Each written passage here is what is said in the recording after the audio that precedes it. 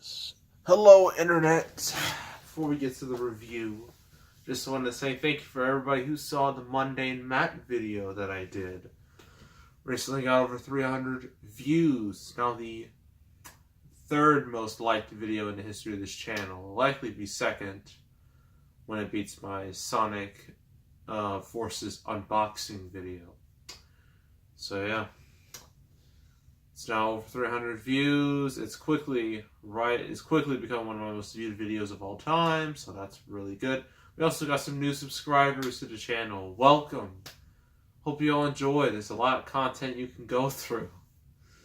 I mean, one of them, the new subscribers is, Stewart Meatball. Interesting name. Now, in terms of other videos to discuss, Collins Vincent, he gave me a request. He wanted me to, react to the Iron Fist Season 2 trailer, which I might do, even though I haven't seen Iron Fist Season 1, because I heard it's really not good, so I avoided it. I'll probably still watch this second trailer, even though I'll do it. And part of me really wants to react to the Star Wars Resistance trailer because, oh boy, does that have a horrible reaction.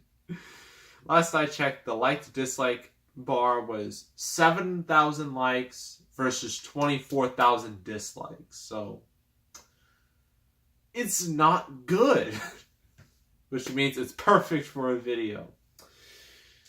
So, yeah, and also my SummerSlam show is continuing, and that's about it. So, yeah, review time. Childhood movie time, I guess. This is a movie that not a whole lot of people like. In fact, some people hate, and I understand why. But since I saw it when I was a small child, it has stuck with me. When something sticks with me, I give it a slight pass. I mean, I've given movies like Open Season, or The Ant Bully, or Mortal Kombat Annihilation, or Space Jam. I give them passes because I grew up with those movies. So, and this is no exception. It is Shark Tale. Now, for all you 2000s kids, like myself, you probably remember this movie. And some people say, oh, DreamWorks is stealing from Pixar again because a year before this came out, Finding Nemo came out. And both of these movies are about fish. But it's not like Ants versus Bugs Life, because those movies were straight up, they almost look like they plagiarized each other. But with Shark Tale and Finding Nemo, there's not much of a comparison, considering both have completely different stories and completely different character designs and completely different environments. So, I mean, comparing the two is just kind of, stupid, to be honest. So, and we all know one is better than the other. It's pretty obvious which one that is, and that's this one. I'm going to get so many dislikes for saying that, but yeah, so this movie has a pretty good cast. We have Will Smith, who was during the height of his popularity, who voices this disturbing looking fish named Oscar. Jeez, he looks... I don't like staring at him. Don't look at his eyes. They're going to stare into your soul. You got Robert De Niro as... I forgot. Our main antagonist, Shark. You got Renee Zellweger as Angie. Oscar's lady friend originally. She's just like, they're friends, and like Angie, she knows like, I want the next step. Oscar's like, nah, and then you could just tell she's so disappointed. We have Angelina Jolie as, I forgot what her fish's name is, but she's basically a plot device. That way, to distract Oscar from, his goals. Then we got Jack Black as Lenny the Shark, who, guess what, is a vegetarian because, get it, sharks are straight up carnivores. And Lenny's a vegetarian. See how ironic that is? The humor only gets better. Trust me. Then we got Martin Scorsese. Yes, the same Martin Scorsese who directed Wolf of Wall Street, Goodfellas, The Departed, Gangs of New York, The Aviator. Yes, that Martin Scorsese. He voices, I forgot his name too, but this is Oscar's boss in the movie. So, this, well, you have to read the back. If you want to read all that, you can try, but it's a bit difficult. I'm going to just pause it if you want to read. If not, here we go. A comic catch from the studio that brought you Shrek. Shark Tale is someone find this next term questionable, hilarious hit and a wonderful under-the-sea adventure for movie lovers of all ages. This is from Access Hollywood. Don't trust them. Don't trust anything they say. Oh, look, we got some incredible puns. There's this short called Club Oscar. That doesn't matter. Ooh, plus fantastic. We're off to an amazing start. Puns like fantastic. Ooh, this is a good one. A tour that you can't refuse. I feel so dead inside after reading that. That's only the tip of the iceberg. So Oscar, Will Smith, a lowly tongue scrubber at the local whale wash, because get it, whales are cars essentially, or what are whales? Wait, whales? Well, I think they're more like promotional. They're used more like promotional blimps more than anything. Becomes an improbable hero when he tells a great white lie. Oh, it's one of these stories where one of those liar reveal stories, like Rango. Rango's a good example of a liar reveal story. This is not a great example. To keep his secret, Oscar teams up with an outcast vegetarian shark, Lenny, voiced by Jack Black, and the two become the most unlikely of friends. When his lie begins to unravel, it's up to Oscar's loyal friend Angie, Renee Zellweger, and Lenny to help him stand up to the most feared shark in the water, Robert De Niro, and find his true place in the reef. So,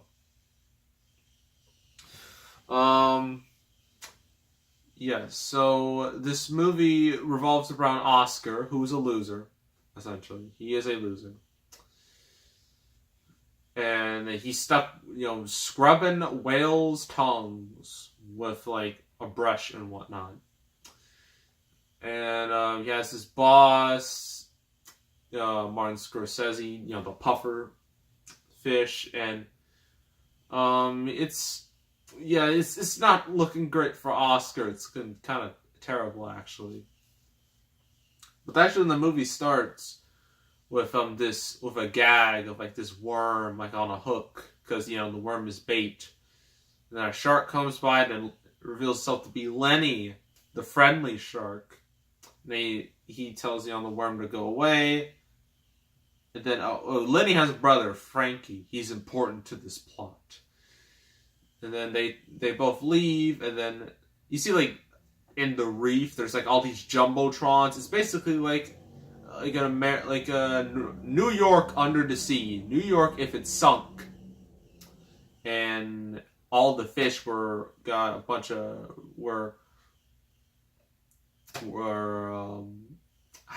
of toxin in them, the radioactive toxin. Kind of like the theories about SpongeBob. So yes, it's basically, so the setting is New York City if it was underwater and run by fish. Which I don't know how they would do it, because fish don't exactly have fingers or opposable thumbs. Whatever. And it goes like this whole montage of like all these jokes and gags, all these horrible, horrible, horrible puns that make Batman and Robin's ice puns look like high comedy compared to some of the puns here. Yeah, it's just some of these puns are really, really bad. I'm not even gonna say them. You have to watch the movie yourself. But there is one gag that really gets me, and during the montage, we go to like all these places, different places. One of them is a sushi restaurant, and nobody's in there, and the dude's just all frustrated, just slams on the knife. But I'm like, wait a minute. The sushi is all about raw fish. So this dude is basically promoting cannibalism. Yes, because that's what I want to think about in a kid's movie. Cannibalism. Let's just move on. So awesome. There's also these two jellyfish who are basically Martin Scorsese's, I guess. These two are basically trying to, watching, Oscar, see if he tries to do anything. Because Oscar's one of those people, he wants to be famous, wants to be something, wants to be a somebody. And in order to do that, well, he actually bets, those horse races that people, go to and they bet on? Yeah, it's one of those, but instead of, horses, because you can't have horses underwater, that would be dumb. They have seahorses, because, well, yeah, it makes sense. And Oscar, he bets big on, I believe it's Lucky Day. Lucky Day looks like he's gonna win, but he botches it, and he comes so close, and then he just botches it, and then he comes in last. So Martin Scorsese obviously is his pufferfish is pufferfish Martin Scorsese. He's very annoyed. Actually, annoyed is that's too nice. He is pissed off, and he basically tries to kill Oscar. And torture him when his jellyfish friends. All they have to do is just touch him, and then boom, he gets zapped, because jellyfish zap people, they sting people. And this is when there's a whole sequence where Oscar's trying to escape from Frankie, where Frankie, an anchor hits him out of nowhere, and he dies. Yes, there is death in this movie. And then Oscar uses that as a way to say, "Oh, I killed the shark," and everybody thinks, "Oh, he's the shark slayer." He's so cool. In reality, he lied about the whole thing. And then he talks to Lenny, and then the two come up with a scheme in order to, make have Oscar's dreams all come true. But then Oscar realizes this is not what he wants. What he's doing is just bad. And Robert De Niro, his shark, since his son died, he obviously wants revenge on Oscar. And he does, he tries to get it, but then, a whole bunch of other stuff happens. I don't feel like getting into the whole plot. But, yes, it's one of those lie reveal stories. That's all you really need to know. And it's full of product placement, and puns, and really disturbing character models. So, pros and cons. Pros. The voice acting is not bad. It's not bad at all. Everybody does a good job with their characters, even if their characters aren't the best written. They do a decent job. I'm not gonna hate on anyone for voice acting in this movie. The animation is nice, albeit it's very dated now because this movie came out in 2004. It's 2018. It's clear it's gonna look a tad bit dated. So, yeah. Okay, cons. There's a little bit, when I really look at it. The story is predictable, and I know some people are like, it's a kids movie. It doesn't have to be so complex. Maybe don't you think kids movies deserve a bit better? They don't have to be so simplistic. They can be more complex. Make them think a little instead of just throwing out a bunch of garbage jokes. I mean, wouldn't that be nice? And then, of course, as I already mentioned, all these horrible puns in the movie. Because since this movie's all about fish, it has to, have a bunch of puns. Because why not? Oh yeah, and also there's a lot of references, a lot of pop culture references. There's also there's a song in here that plays. There are a couple songs that play, but there's particularly one for it was played for a gag. But I forgot what the specific song was, but it's like the whole "I like big butts and I cannot lie." That song plays for a brief second. I was like, it plays as an awkward moment, and I'm like, really? That's the best you got?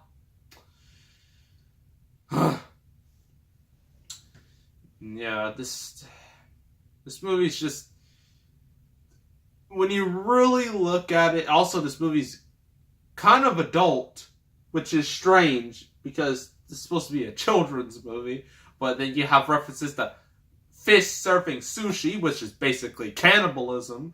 You got murder, torture, lying, schemes. Well, almost. They didn't quite go there, but there's a little. We're getting very close to straight up adultery. And basically, Oscar, getting with Angelina Jolie, but she turns on him and just beats him up because he didn't want to listen to her. Because, she's not a good person or a fish or whatever. And then there's also these shrimp. They have their own backstory, and this one shrimp has their own backstory. And just to let you know, the sharks are basically the Italian mob. That's how they're portrayed. Yeah. Yeah, so this shrimp has his own his backstory, because this movie's weird. It's weird. It's strange. It's dumb. But doggone it, it's nostalgic for me. Whenever I pop this movie in, to my DVD player or it's just playing on TV, I just watch it because I don't know why. Despite all of its flaws, despite being so strange, I like it. I don't know why, I just do. So overall, I'm going to give this a 6 out of 10. Is it a great movie? No. But because this was a childhood favorite of mine, I'm giving it a slight pass. So, yeah. 6 out of 10 for Shark Tale. Next review is another childhood favorite of mine. It's from Disney. I know, you don't see a lot of Disney reviews here because all their movies are $20 at the store, and I can't be spending that much money all the time. So, we are instead doing I guess you could say a hybrid movie. It's both live action and CG. No, live action and animation. It is Enchanted. So yeah, make sure you tune in for that. So make sure to subscribe, like this video, leave a comment. I will see you all next time, and I am out.